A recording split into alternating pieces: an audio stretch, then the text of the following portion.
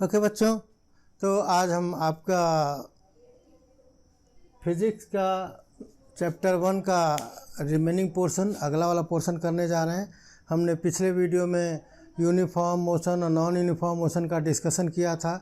उसके बाद अगला जो टर्म आता है जिसके बारे में हमको जानना है वो होता है speed.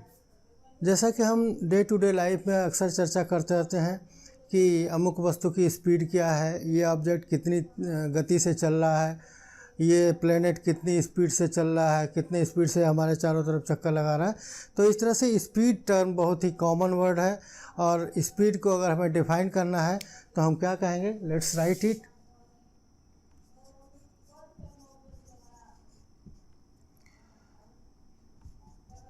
It is the distance traveled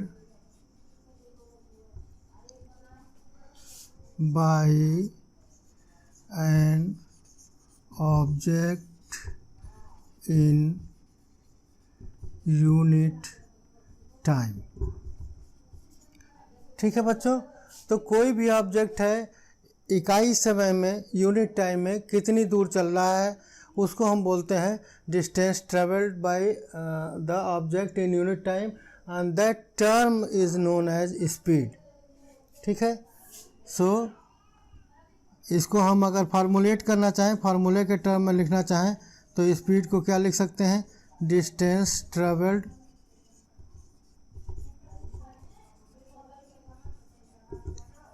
divided by time taken. ठीक है, क्योंकि बहुत कंफर्म नहीं हो पाएगा कि एक सेकेंड में कितना डिस्टेंस ट्रेवल किया, तो बेहतर यह है कि आप डिस्टेंस को देख लो कि जैसे मान लो आप घर से स्कूल आते हो तो कितनी देर में आप स्कूल पहुंचते हो, ये तो आप मॉनिटर कर सकते हो। चलते समय आपने टाइम नोट कर लिया, स्कूल पहुंचे तब टाइम नोट कर लिया। घर से स्कूल की दूरी ये भी आप मॉनिटर कर सकते हो कि कितनी दूर है, और उसके बाद आपकी स्पीड क्या रही, तो स्पीड को आप कह सकते हो कि डिस्टेंस ट्रेवल, जितना डिस्टेंस आपने ट्रेवल किया और कितना टाइम लिया उससे डिवाइड कर देंगे तो that will be the speed of that object, या आपका स्पीड हो जाएगा। और इसके एसआई यूनिट जो है, एसआई यूनिट है इसका, डिस्टेंस का क्या है बच्चों? हमने पढ़ रखा है, डिस्टेंस की यूनिट है मीटर और टाइम टेकन की यूनिट कितना है? सेकेंड। ठीक है, तो इसको हम ऐसे लिखें या ऐसे लिख सकते हैं, मीटर और एस, यहाँ पावर 1 है, इसको ऊपर ले जाएंगे तो क्या हो जाएगा? -1 हो जाएगा। ठीक है बच्चों, तो इसको हम ऐसे भी लिख सकते हैं या ऐसे भी लिख सकते हैं, इसको मीटर पर सेकेंड, या ऐसे भी लिख सकते हैं मीटर पर सेकेंड।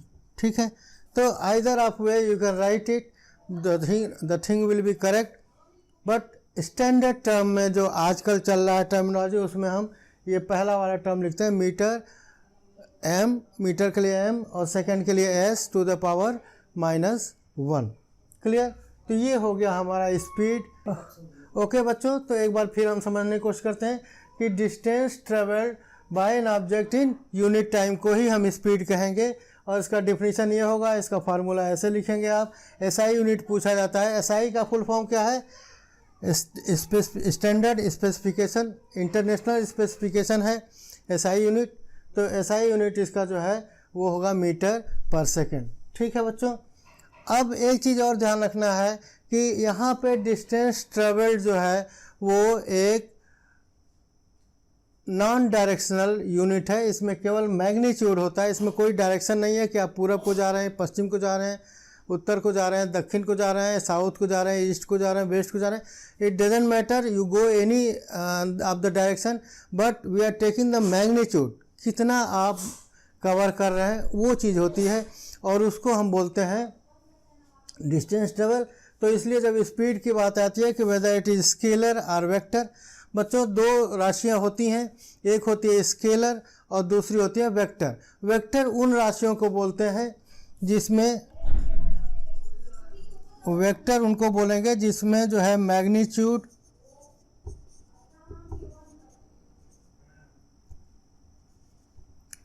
ठीक है, मैग्नीट्यूड, और इसके साथ साथ क्या और होना चाहिए हमारे पास, डायरेक्शन। ठीक है, तो वेक्टर हम उनको बोलेंगे जिसमें मैग्नीट्यूड के साथ साथ डायरेक्शन भी होगा, मतलब मात्रा के साथ साथ वो किस दिशा में वो चीज़ जा रही है, अगर पर्टिकुलर डायरेक्शन में जा रही है तो उसको हम वेक्टर क्वांटिटी कहते हैं। ठीक है, और स्केलर किनको बोलते हैं, जिसमें केवल मैग्नीट्यूड होता है। ठीक है, केवल मैग्नीट्यूड होता है तो उसको हम स्केलर बोलते हैं। तो ये यहाँ पे आप देख रहे हैं कि केवल मैग्नीट्यूड है, इसमें किस डायरेक्शन में जा रहा है इसको हम मेंशन नहीं कर रहे हैं, तो इसलिए उसको हम मैग्नीट्यूड केवल कहेंगे, और ये मैग्नीट्यूड केवल है, डायरेक्शन नहीं है, तो ये स्केलर क्वांटिटी होगी। यहाँ तक क्लियर हो गया बच्चों? ओके, तो अब हम स्पीड के बारे में जान चुके बच्चों। अब हम जानते हैं कि स्पीड कितने तरह की हो सकती है। ठीक है, तो स्पीड को जब हमें क्लासिफाइड करना है, यहाँ लिख लेते हैं हम। यहाँ हो जाएगा, मान लीजिए आपका स्पीड। ठीक है, तो ये कितने तरह की हो सकती है, इसको ऐसे लिख लेते हैं हम। पहली स्पीड होगी कांस्टेंट, और इसको हम बोल सकते हैं हम यूनिफॉर्म।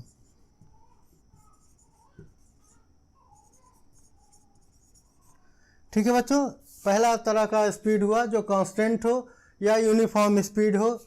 दूसरे तरह का क्या, किसको बोलेंगे, अगला होगा वेरिएबल, और वेरिएबल को दूसरे शब्दों में क्या बोलेंगे, नॉन यूनिफॉर्म। ठीक है बच्चों, दूसरा वैरायटी क्या हो जाएगा कि वेरिएबल होगा या नॉन यूनिफॉर्म होगा, ये इनके बारे में डिटेल में भी हम चर्चा करेंगे 2 मिनट बाद। इसके बाद तीसरा वाला कौन सा हो जाएगा, तो वो हो जाएगा एवरेज स्पीड।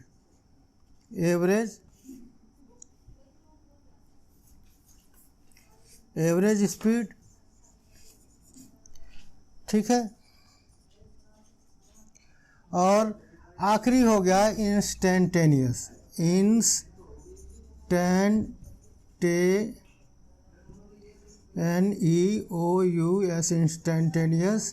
स्पीड।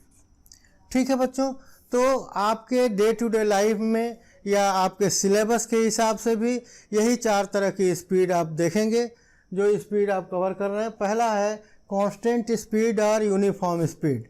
ठीक है, जो कि आपके डे टू डे लाइफ में ऐसा संभव नहीं है। मान लीजिए आप घर से निकलते हैं, स्कूल के लिए चलते हैं, मान लीजिए आप साइकिल से आ रहे हैं या बाइक से आ रहे हैं, तो जब साइकिल से निकलेंगे तो ज़रूरी नहीं है कि जिस स्पीड से आपने शुरू किया उसी स्पीड से स्कूल तक पहुंच जाए। बीच में तमाम तरह के हर्डल्स आएंगे, तमाम तरह की बाधाएं आएंगी, कभी कोई बच्चा बीच में आ जाएगा, कभी सड़क खाली मिलेगी तो आप थोड़ा सा पैडल फास्ट कर लेंगे। तो इस तरह से आपकी स्पीड जो है प्रैक्टिकल लाइफ में कांस्टेंट होना संभव नहीं है। लेकिन चूंकि यहाँ हमें थ्योरेटिकली पढ़ना है, तो थ्योरेटिकल लाइफ में कांस्टेंट स्पीड को किसको बोलेंगे, जब हम इक्वल इंटरवल ऑफ टाइम में इक्वल डिस्टेंस कवर करें। इक्वल इंटरवल ऑफ टाइम में इक्वल डिस्टेंस ट्रेवल करें तो उसको हम बोलेंगे कांस्टेंट स्पीड। जैसे मान लीजिए एक लड़का है, यहाँ ए पॉइंट से चल रहा है और ये बी पॉइंट तक इसको जाना है। ठीक है बच्चों, तो यहाँ से जब वो चलना शुरू किया, ये है इसका लास्ट पॉइंट। ठीक है, यहाँ मान लीजिए half an hour time elapse हुआ। ठीक है, और इस हाफ एन आवर में उसने ट्रेवल किया 2 किलोमीटर। ठीक है, यहाँ से यहाँ तक की डिस्टेंस भी लिख लेते हैं हम। ओके, अब आगे बढ़ता है वो, और अगले हाफ एन आवर फिर हम टाइम लेते हैं।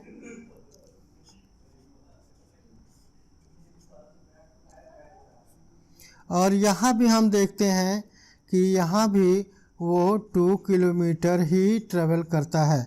ठीक है, अगले हाफ एन आवर में भी 2 किलोमीटर ही ट्रेवल कर रहा है। अगले 1 घंटे में अगर हम मेज़र करते हैं, 1 आवर में अगर हम मेज़र करते हैं बच्चों, और हम देखते हैं कि यहाँ पे अगले घंटे में ये डिस्टेंस ट्रेवल किया 4 किलोमीटर। तो इसको अगर हम कैलकुलेट करेंगे, इसको 1 घंटे के लिए कैलकुलेट करेंगे तो ये कितना हो जाएगा, 4 किलोमीटर ही होगा। यहाँ 1 घंटे में कन्वर्ट करेंगे तो ये कितना हो जाएगा, 4 किलोमीटर चला जाएगा। और यहाँ भी 1 घंटे में 4 किलोमीटर चल रहा है। तो हम क्या कहेंगे बच्चों कि दिस बॉय या this object is travelling at a constant speed. तो इसका डेफिनेशन लिखना होगा, तो कैसे लिखेंगे, हम लिख लेंगे if an object travels equal distance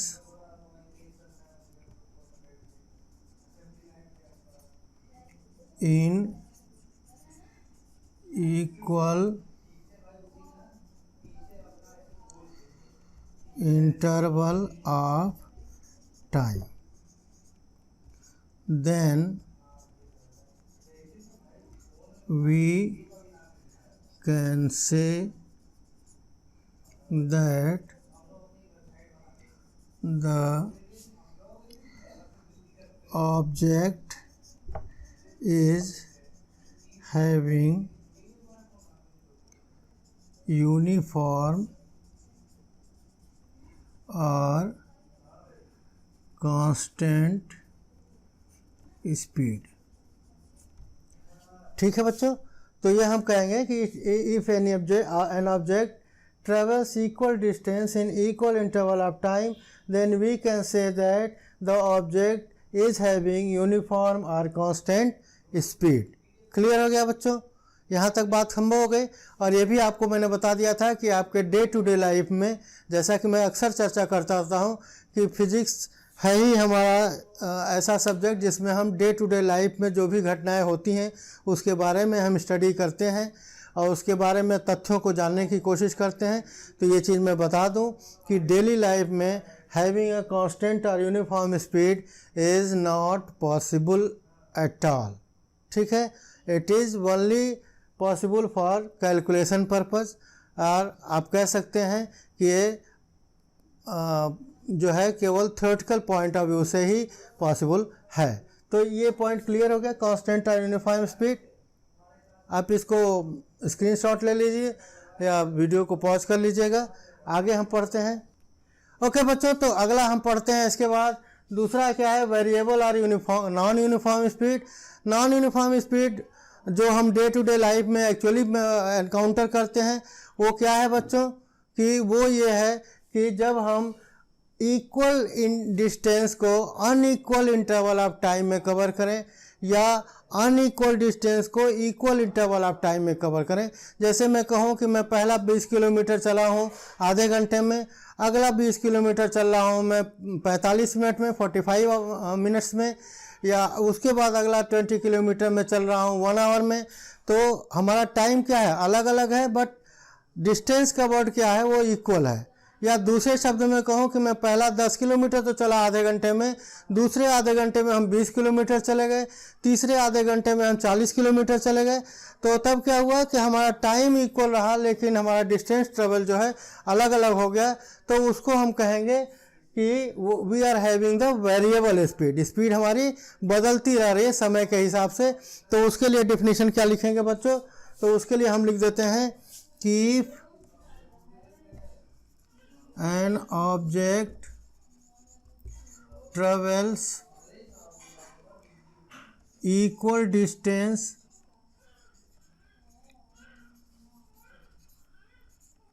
in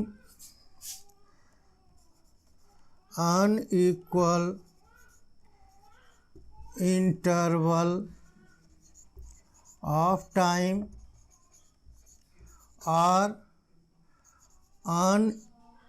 unequal distance in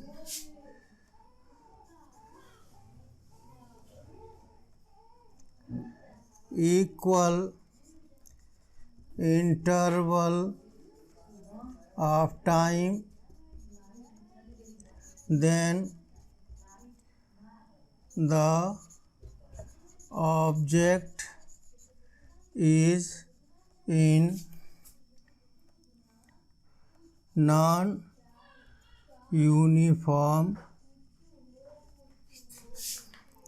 speed। Okay बच्चों, जैसे यहाँ लिख लेते हैं हम क्या लिख लेते हैं, मान लीजिए हम 2 किलोमीटर ट्रेवल कर रहे हैं और इसको ट्रेवल करने के लिए हम हाफ एन आवर टाइम लेते हैं। अगला 2 किलोमीटर ट्रेवल करने के लिए हम 1 आवर टाइम लेते हैं। उसका अगला 2 किलोमीटर ट्रेवल करने के लिए अगर हम टाइम लेते हैं 2 hours, then we can say that we are having non uniform speed. ठीक है, और वाइस वर्सा हम क्या करेंगे, ये डिस्टेंस को वेरी कर देंगे, टाइम को सेम रखेंगे।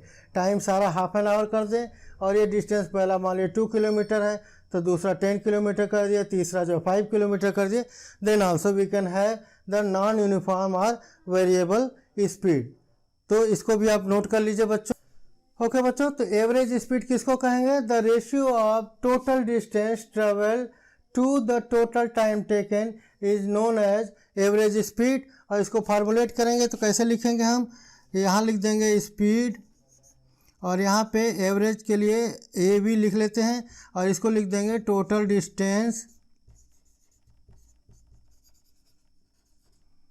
Divided by total time taken.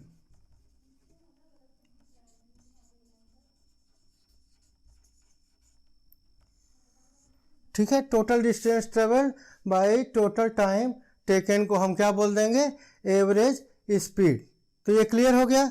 अगला लास्ट पॉइंट है इंस्टेंटेनियस स्पीड। इंस्टेंटेनियस स्पीड बच्चों उसको कहते हैं जब किसी समय में, जैसे मान लो अभी मैं घड़ी देख रहा हूँ, अभी हमारे गाड़ी की स्पीड कितनी है, वो जो हमारे जब भी आप किसी बाइक को चलाते हैं, कोई भी ऑटोमोबाइल चलाते हैं तो उसमें एक स्पीडोमीटर होता है। ठीक है, उसको एक ऐसे गोल सा बना हुआ होगा, आजकल तो एलसीडी टाइप आ गया है तो रेक्टेंगुलर फॉर्म में भी हो सकता है, डजंट मैटर। यहाँ पे एक वेरियस ग्रेडिंग बनी होती है और यहाँ पे एक नीडल होती है जो आपको इंडिकेट करती है कि गिवन टाइम में स्पीड कितनी है। उसको यहाँ पर मान लीजिए 0 रहेगा, यहाँ 20, यहाँ 40, यहाँ 60, 100 एंड 120 एंड सो ऑन। ठीक है, तो ये स्पीडोमीटर जो आपकी गाड़ी में होता है और हर गाड़ी में स्पीडोमीटर लगा होता है। इसमें एक नीडल होती है जो स्पीड जो नीडल दिखाती है उसको ही हम बोलते हैं इंस्टेंटेनियस स्पीड। ठीक है, तो इंस्टेंटेनियस स्पीड ऐसे पता चल जाएगी और इसको हम बोलते हैं, इस यंत्र को क्या बोलते हैं हम, स्पीडोमीटर। स्पीडोमीटर। ठीक है बच्चों, ये हो जाता है। इसके नीचे एक डिब्बा टाइप और होता है जिसको हम बोलते हैं ओडीओ, ओडो और मीटर। ठीक है, ये इसमें 5, 6, 2, मान लीजिए 5, 6, 2 डिस्प्ले हो रहा है। इसका मतलब क्या हुआ कि आपकी व्हीकल जो है 562 किलोमीटर चल चुकी है। ठीक है, तो ऑडोमीटर क्या करता है, आपका डिस्टेंस दिखाता है। स्पीडोमीटर क्या करता है, आपको इंस्टेंटेनियस स्पीड दिखाता है। तो इसको हम लिख लेते हैं एक बार। ऑडोमीटर और स्पीडोमीटर क्या है, it is the instrument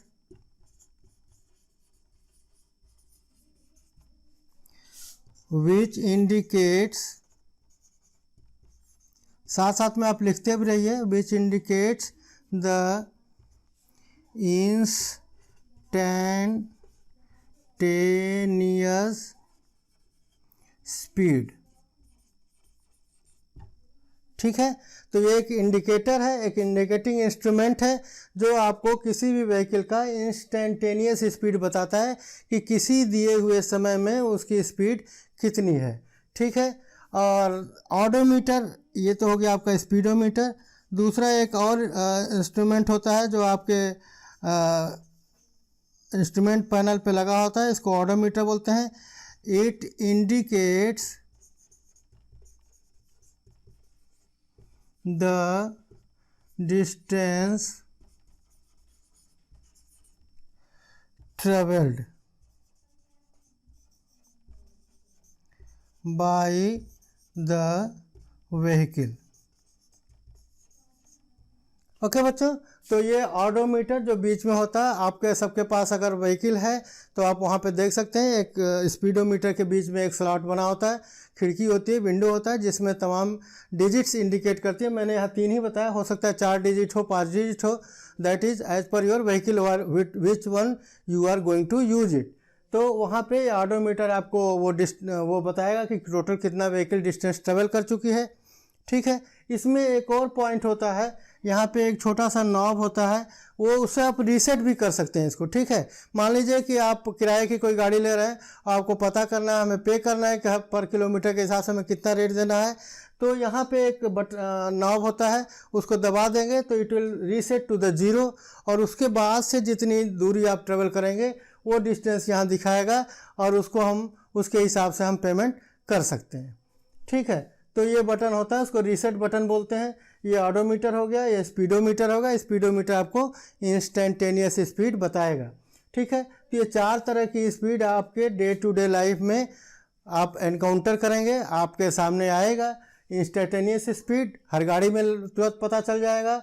average speed पता करने के लिए ये डिस्टेंस ट्रेवल है, अगर आपको इसको रीसेट कर लिए तो जितना डिस्टेंस आपने की गाड़ी ट्रेवल की है उतना, और प्लस जितने समय शुरू किया था और जब आप ट्रेवलिंग ख़त्म की वो टाइम निकाल लीजिए, डिवाइड कर दीजिए, तो you will get the average speed. Clear है बच्चों? वेरिएबल और नॉन यूनिफॉर्म स्पीड बहुत ही अच्छी तरह से क्लियर हो गया कि जब टाइम फिक्स हो, डिस्टेंस अलग अलग हो, या डिस्टेंस फिक्स हो, टाइम अलग अलग कवर कर रहे हैं, तो उसको हम वेरिएबल स्पीड कहेंगे। और normally day to day life में हम एनकाउंटर करते हैं वो वेरिएबल स्पीड ही होता है, क्योंकि practically it is not possible to have a constant और यूनिफॉर्म स्पीड और नॉन वेरिएबल स्पीड। हमेशा कुछ ना कुछ दिक्कत आएगी जिसमें आप स्पीड को बिल्कुल मेंटेन नहीं कर पाएंगे। ठीक है बच्चों, तो ये 4 तरह की स्पीड हो गई। ओके, तो इतना तो आज हमें पढ़ना था, इसके बारे में हमने चर्चा कर लिया। अब इसके ऊपर एक न्यूमेरिकल कर लेते हैं ताकि आपका आज का सेशन हम ख़त्म करेंगे एक न्यूमेरिकल के साथ। न्यूमेरिकल आप चाहें तो नोट कर लीजिए, हम जो है केवल गिव एंड फाइंड आउट के टर्म में लिख लेंगे।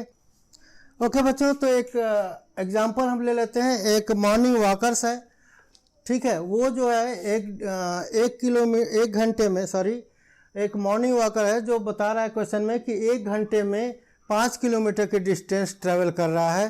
तो हमें बताना है कि उसका एवरेज स्पीड क्या है। तो इसको हम लिख लेंगे गिवन के कॉलम में, गिवन, और गिवन में क्या क्या लिखेंगे, ये दोनों चीज़ें आप जो है गिवन में दिखा सकते हैं।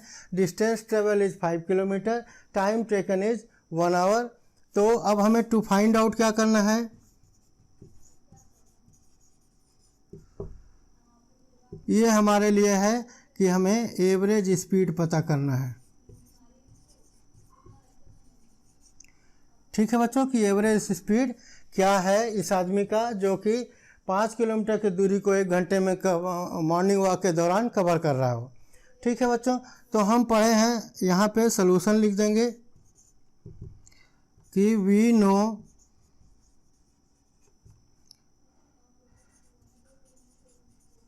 Average speed is equal to क्या है, D and divided by T.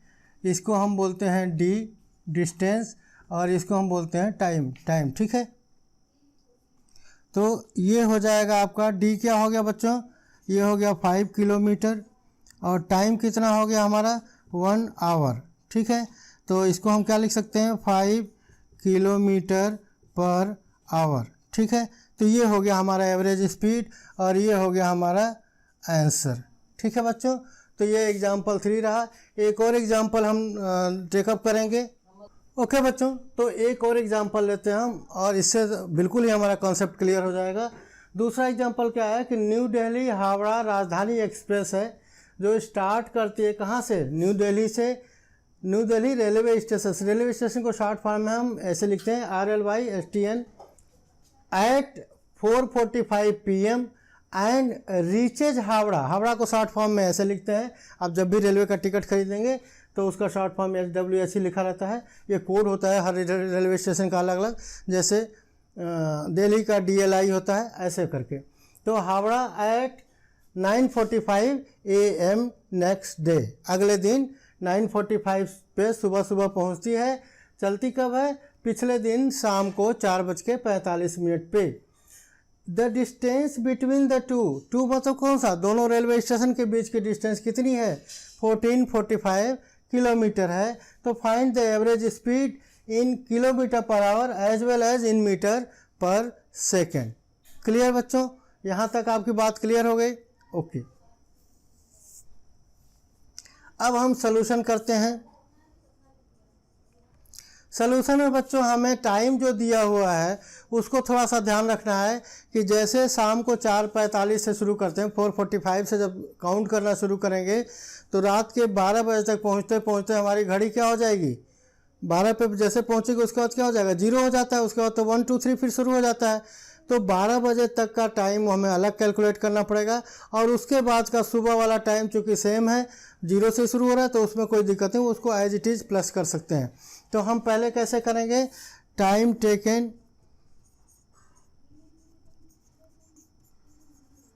Taken कितना हो जाएगा हमारा, तो पहले हम क्या करेंगे, ब्रैकेट में लिख लेते हैं 1200 आवर्स रात के 12 बजे, माइनस में हम क्या करेंगे 4:45 कर देंगे, और ये तो हो गया 4:45 शाम से लेके 12 बजे तक का टाइम।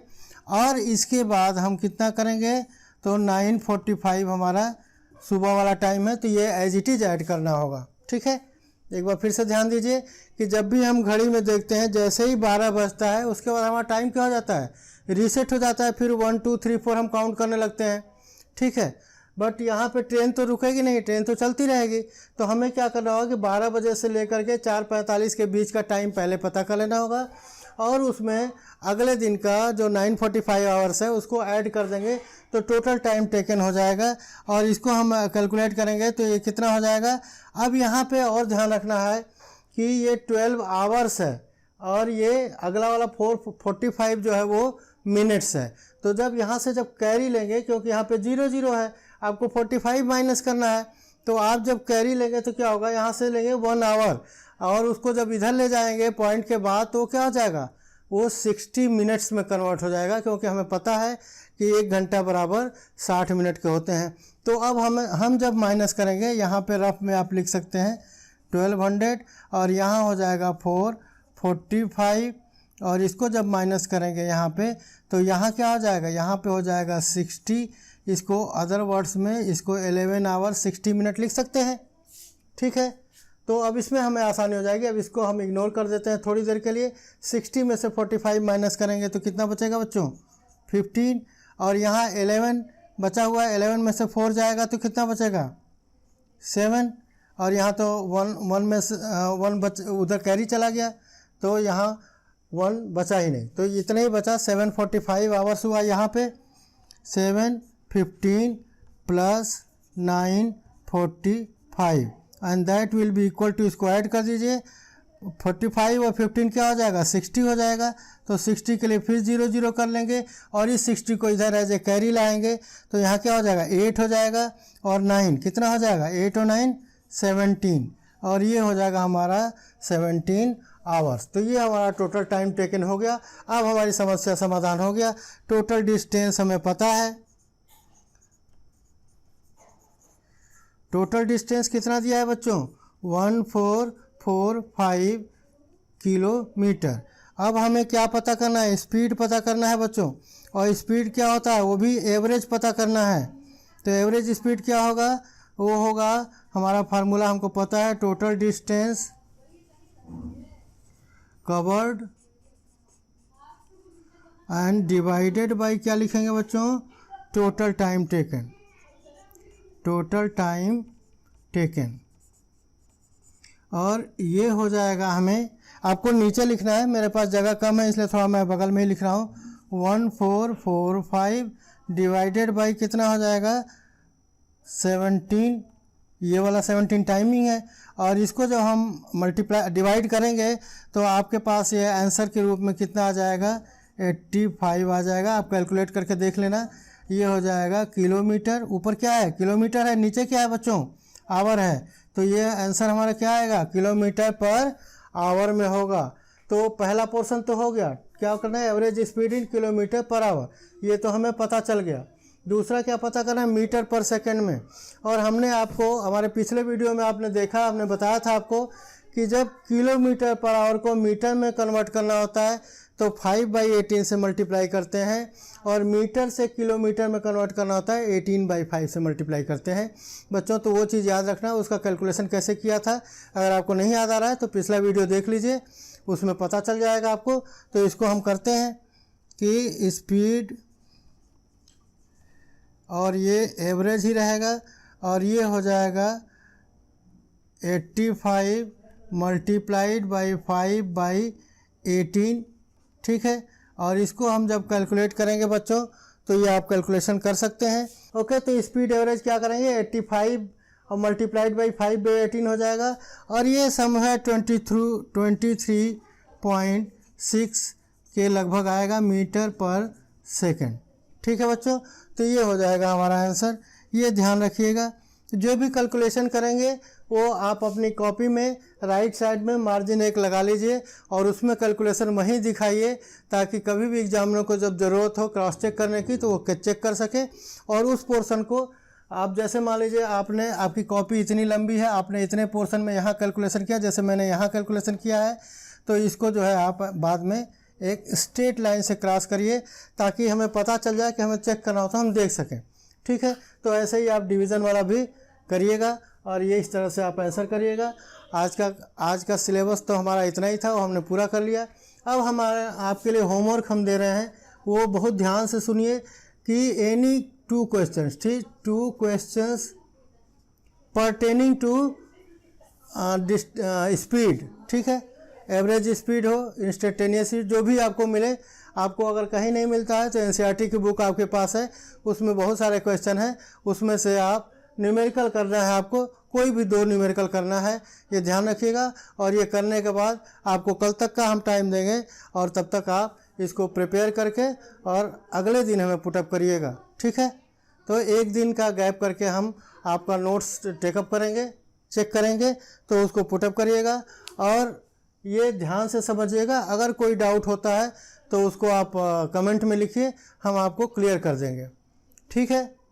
ओके बच्चों, 3-4 दिन पहले के वीडियो में एक डाउट एक बच्चे ने क्रिएट किया था कि सर किसी भी नंबर का पावर जब 0 होता है, चाहे वेरिएबल हो या कांस्टेंट हो, तो उसके पावर 0 होने पे इसकी वैल्यू आपने बोला कि 1 हो जाता है, तो ये कैसे होता है, ये उसका डाउट था। तो आपको ये क्लियर कर देता हूँ। आपको क्या करना है, सिंपल सा एक कैलकुलेशन करना है। ओके, तो x का पावर अगर 0 लिखना है तो हम क्या लिखेंगे कि इसको हम लिख सकते हैं 2 - 2 कर सकते हैं, 2 - 2 0 हो जाएगा, या 4 - 4 या 7 - 7 कुछ भी लिख सकते हैं। तो हम यहाँ पे फॉर एग्जांपल 2 - 2 ही कर लेते हैं, और 2 - 2 करेंगे तो ये क्या हो जाएगा, x का पावर 0 हो जाएगा। अब 2 - 2 को कैसे लिख सकते हैं, ये लिखेंगे x⁻² मल्टीप्लाइड x⁻² -2 लिख सकते हैं।